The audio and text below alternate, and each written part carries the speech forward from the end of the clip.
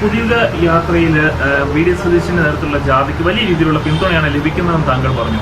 അപ്പോൾ ഈ തെരഞ്ഞെടുപ്പിൽ വി ഡി സതീശനെ ഒരു മുഖമായി ഉയർത്തിക്കാട്ടുകയാണ് അധികാരം ലഭിച്ചാൽ മുഖ്യമന്ത്രി പദത്തിലേക്ക്? കേരളത്തിലെ കോൺഗ്രസിന് അത് നേരത്തെ വ്യക്തമാക്കിയിട്ടുള്ളതാണ്.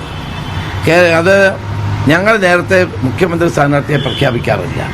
കോൺഗ്രസ് ഹൈക്കമാൻഡ് തെരഞ്ഞെടുപ്പ് കഴിഞ്ഞത് അവർ തീരുമാനിക്കുമെന്ന് രാഹുൽ ഗാന്ധിയുടെ യോഗത്തിൽ വെച്ച് തന്നെ തീരുമാനിക്കപ്പെട്ടിട്ടുള്ള കാര്യമാണ്. അങ്ങനെ ഒരു തർക്കമോ ചർച്ചയോ ഇപ്പം ഇല്ല. ഇപ്പം ഞങ്ങളുടെ മുമ്പിലുള്ള അജണ്ട കേരളത്തിലെ മുഴുവൻ കോൺഗ്രസ് UDF പ്രവർത്തകരെയും ഒരു കുടക്കീഴിലാക്കിക്കൊണ്ട് ഒരു ഭരണമാറ്റത്തിന് വേണ്ടിയിട്ട് സർവ്വസജ്ജരായി പ്രവർത്തന രംഗത്തിറങ്ങുക എന്നുള്ളതാണ്. എല്ലാവരും ഒരു മനസ്സോടെ പ്രവർത്തിക്കുക എന്നുള്ളതാണ്. പ്രചരണ സമിതിയുടെ ചെയർമാൻ എന്ന നിലയിൽ എൻ്റെ ഉത്തരവാദിത്വം അതാണ്.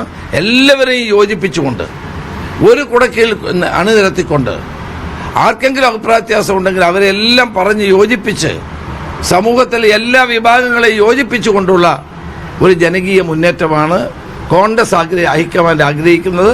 അതിനു വേണ്ടിയിട്ടാണ് ഞങ്ങളെല്ലാവരും പ്രവർത്തിക്കുന്നത്. പരാജയപ്പെടുന്നവരെ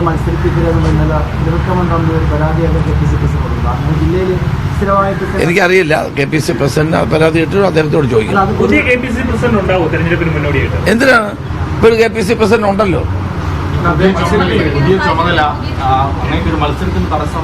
അല്ല, അതൊക്കെ പാർട്ടി ഹൈക്കമാൻഡ് തീരുമാനിക്കും. അല്ല, അത് പാർട്ടി ഹൈക്കമാൻഡാണ് അത്തരം കാര്യങ്ങൾ തീരുമാനിക്കുക. നമ്മളൊരു അത്തരം കാര്യങ്ങളുടെ അഭിപ്രായം പറയുന്നത് ശരിയല്ല.